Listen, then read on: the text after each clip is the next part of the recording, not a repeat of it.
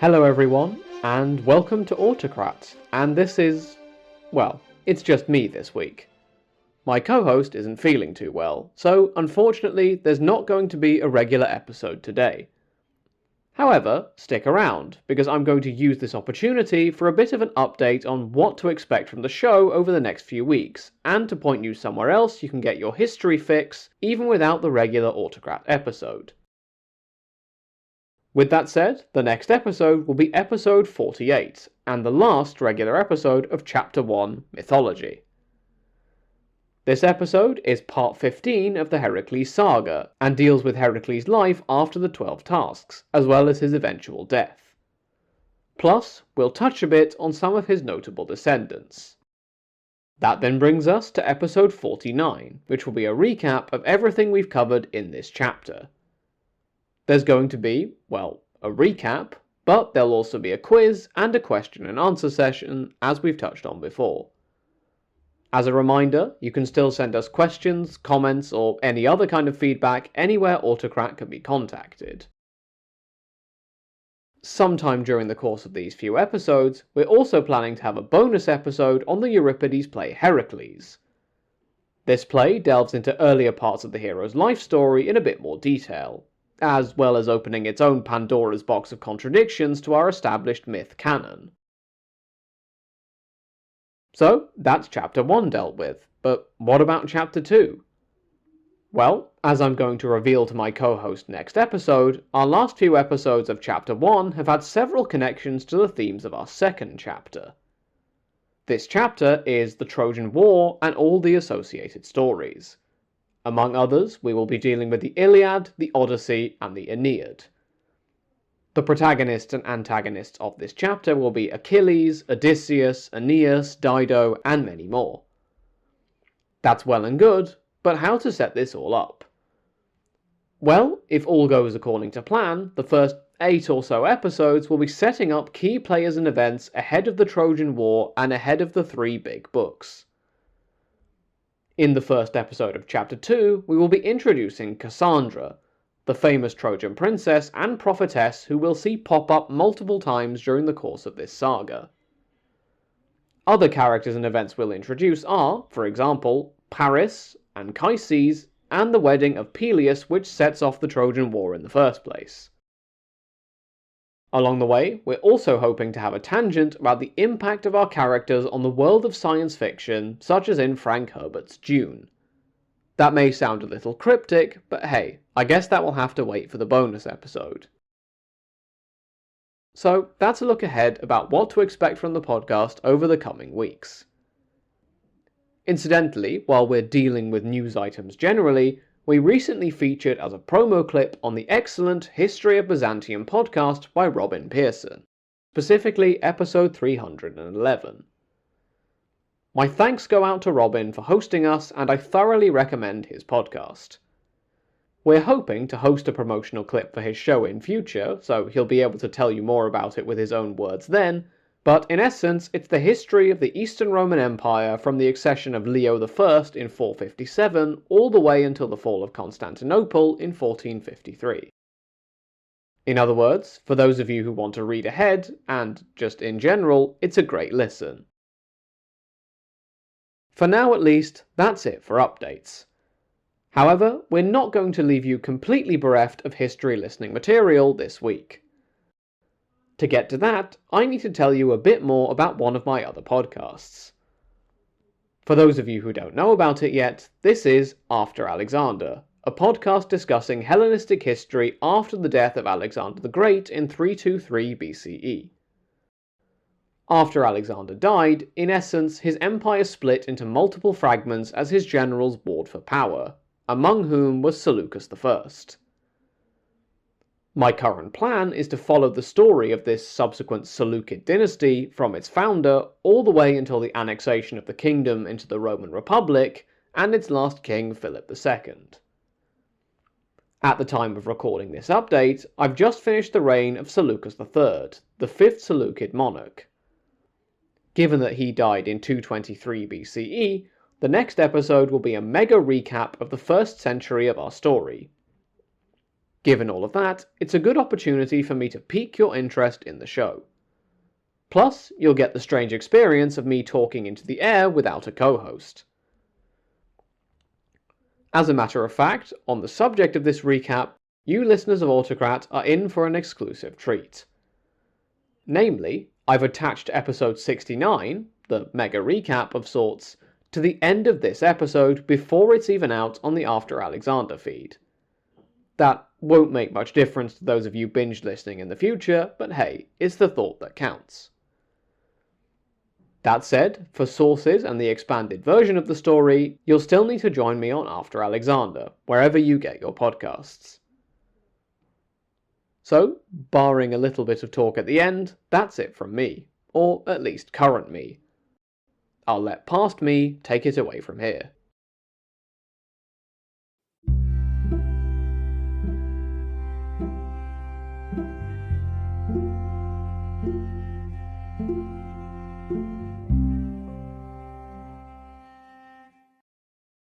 Hello everyone, and welcome to After Alexander. Episode 69, The First Century.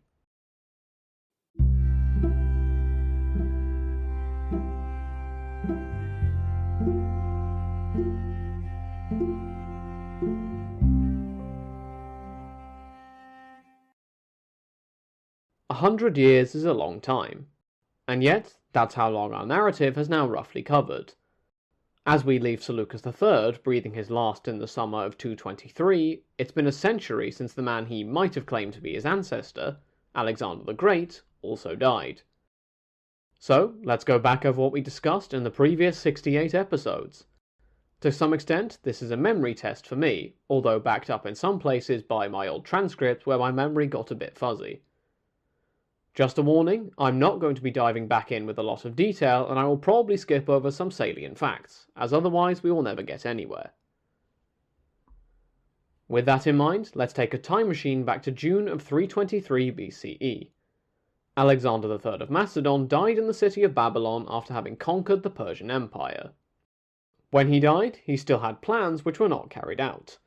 These plans included to move people between Europe and Asia in order to mix the subjects of his new empire and unite them, conquering Carthage, and building a mausoleum for Philip II that was to rival the pyramids in terms of greatness. Once Alexander was gone, these projects were quickly shelved. He left behind him no real plan for what was to happen. His wife Roxana was pregnant, and he had a half-brother who seems to have been mentally handicapped in some way. After a bit of a power struggle within the army, it was eventually agreed that the king's brother and his eventual son would rule jointly. Thus, skipping over some detail, we eventually get the joint rule of Philip III and Alexander IV. A man named Perdiccas, whom Alexander had given his signet ring to on his deathbed, became the regent. He married Alexander's full sister Cleopatra, which was seen as a potential threat by the other successors to Alexander. After all, Alexander's father Philip II had used marriage into the royal family to usurp his nephew Amyntas IV and make himself king. This left the distinct possibility that Perdiccas could be planning to place the crown on his own head. Eventually, the First War of the Successors broke out, with Ptolemy against Perdiccas being the main story. Perdiccas marched against the satrap Ptolemy, who would eventually present himself as Alexander's paternal half-brother. He had been given control of Egypt in the division of responsibilities in the empire. Ptolemy had stolen Alexander's body on its way westwards and eventually buried it in Alexandria. This was a huge PR win for Ptolemy, but something Perdiccas would be unable to tolerate. Perdiccas attempted to cross the Nile River during his campaign, but failed disastrously. In the end, he was assassinated by some of his own subordinates, including our protagonist Seleucus. In the wake of Perdiccas' death, Ptolemy was offered the regency of the entire empire. He declined in favour of keeping control of his rich little slice of the imperial pie, and I can't say that I particularly blame him. Ultimately, an older man called Antipater was declared regent. When Antipater died, his son Cassander expected to be his heir. However, a man called Polyperchon became regent instead, something Cassander was none too pleased with. This would eventually result in the Second War of the Successors, which we won't really get into here. At this point, we should talk more about Seleucus. He had been awarded governance of Babylon following something called the Conference of Triparadisus in 320 BCE. However, he was eventually muscled out by a man called Antigonus and forced to flee to Egypt, where his friend Ptolemy was residing. For context, Antigonus had previously been in charge of fighting against one of Perdiccas's loyalists called Eumenes, who fled east and negotiated with Seleucus to try and get passage through his lands. After Eumenes was dealt with, Antigonus increasingly tried to muscle into the region, which saw the two of them butting heads, and Seleucus eventually fleeing to Egypt fearing for his life. After the Third War of the Successors kicked off, Ptolemy defeated Antigonus, the new strongman, badly enough that Seleucus could think about returning to his new home. He re-entered Babylon in 312 BCE, thereby kicking off the Seleucid era. Over the next few years, while Antigonus was focused on the west, Seleucus gobbled up the eastern satrapies, and even made it as far as India. He agreed his eastern border with the nascent Mauryan Empire under Chandragupta. You might have noticed that we haven't really talked about the kings at all, and you'd be right. First the kings, and then the regents, had become all but figureheads as the increasingly independent satraps jockeyed for position. Philip III would be murdered along with his niece-wife on the orders of Alexander IV's grandmother, Olympias. However, Cassander eventually had both Alexander IV and his grandmother killed off, as Alexander was getting a bit too close to maturity, and thereby power, for comfort. In 306 BCE, Antigonus declared himself king. This was rapidly followed by the other satraps, including Seleucus, as nobody wanted to be left out. Not that the satraps would have necessarily considered themselves part of separate states yet, but we can essentially say at this point that the Macedonian Empire is dead. War eventually broke out again, as it was wont to do, and Antigonus I was defeated and killed at Ipsus in 301 BCE. Antigonus had been pushing against Lysimachus, but Seleucus and his young son Antiochus had pushed madly to get their army and elephants, the latter courtesy of Chandragupta, to face Antigonus. Antigonus died, and the other successors gobbled up his lands. Seleucus got himself a western seaboard and was now considered the biggest threat to the other successors. Eventually, Seleucus fought against Lysimachus and took over his kingdom. For the first time in decades, he crossed over the Bosporus and back into Macedon, only now as its ruler. He was, at this point in time, the last general of Alexander still left standing. Even Ptolemy had died of natural causes at the age of 84, which is an impressive feat. Seleucus was, therefore, the last of a generation. Not that he would remain that way for long, as he was assassinated by Ptolemy the Thunderbolt. This man was the son of Ptolemy I and the elder half-brother of Ptolemy II.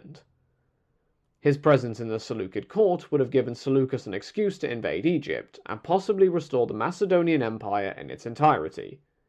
Now, Seleucus was gone. He left his throne to his son Antiochus by his wife Apama. Seleucus and Apama had been married at the mass weddings of Susa in 324 BCE, where Alexander tried to create a hybrid Persian-Macedonian ruling class. Seleucus was the only one of the successors not to immediately drop his Persian-born wife when he got the chance. Their eldest son Antiochus was born around the turn of 324 to 323 BCE.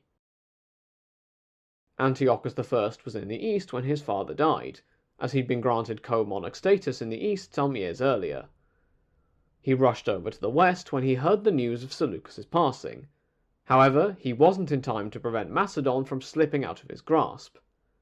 After a revolving door of monarchs, the kingdom would eventually fall into the hands of Antigonus's grandson Antigonus II. Antiochus's next real challenge was an invasion of Anatolia by the Gauls. They had overrun Macedon and succeeded in killing Ptolemy Ceraunus when he tried to sally out against them. Antiochus would succeed in defeating them in battle, earning the nickname Soter in the process. However, the Gauls would eventually settle in central Anatolia in a region that would come to be known as Galatia. Egypt was also a prominent player in the reign of Antiochus I.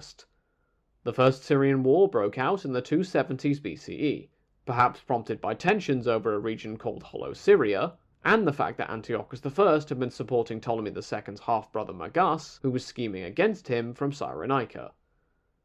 This war was a defeat for Antiochus I, although probably not a severe one.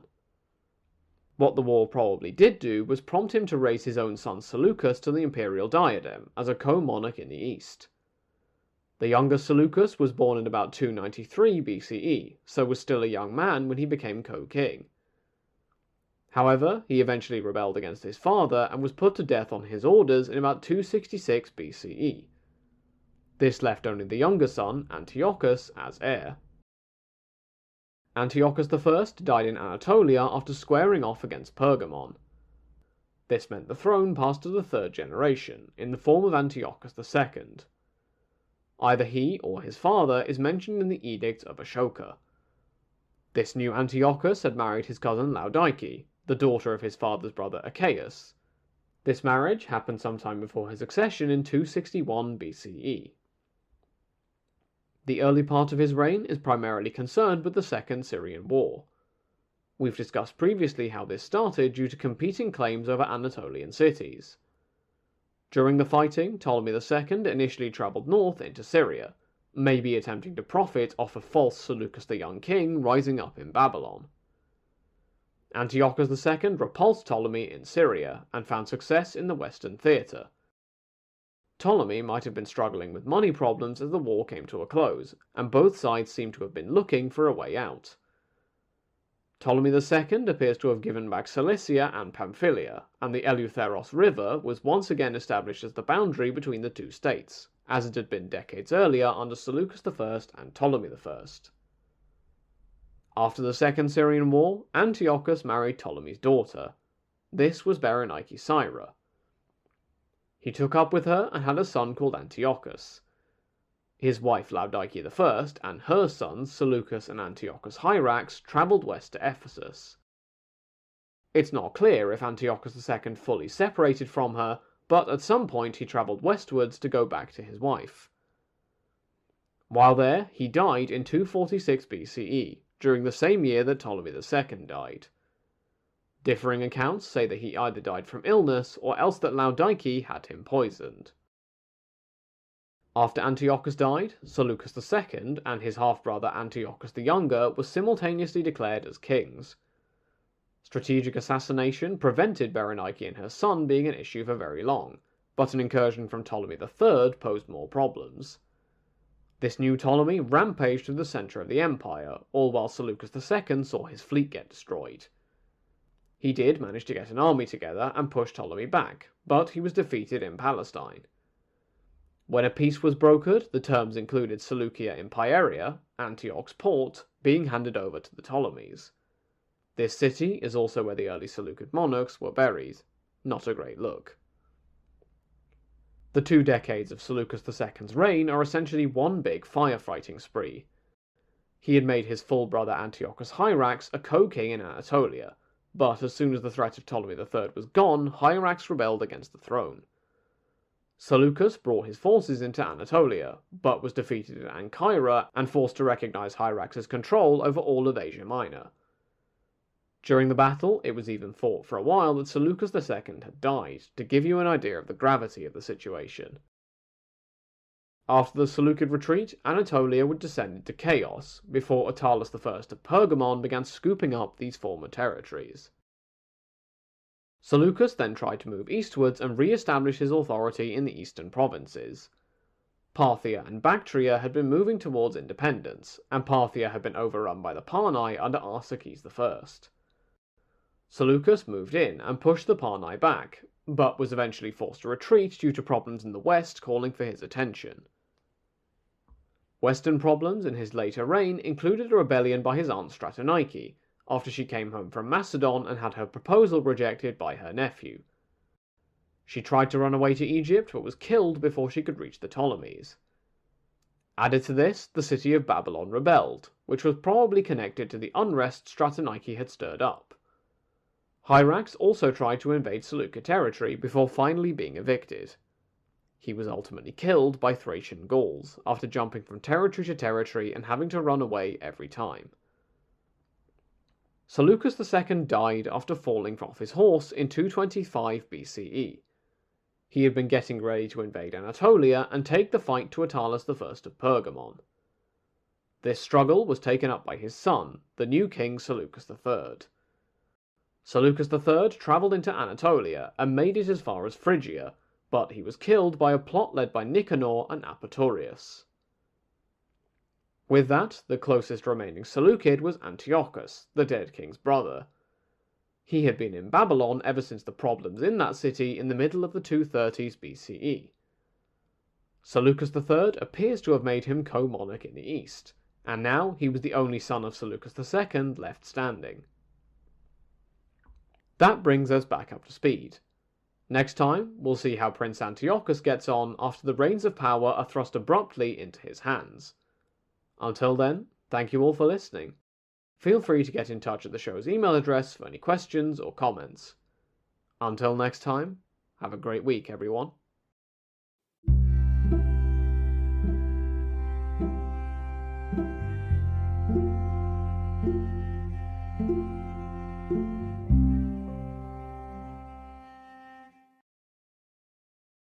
So, if you enjoyed this episode, feel free to come and join me on After Alexander, where we'll be discussing the entire Seleucid story from Seleucus I to Philip II.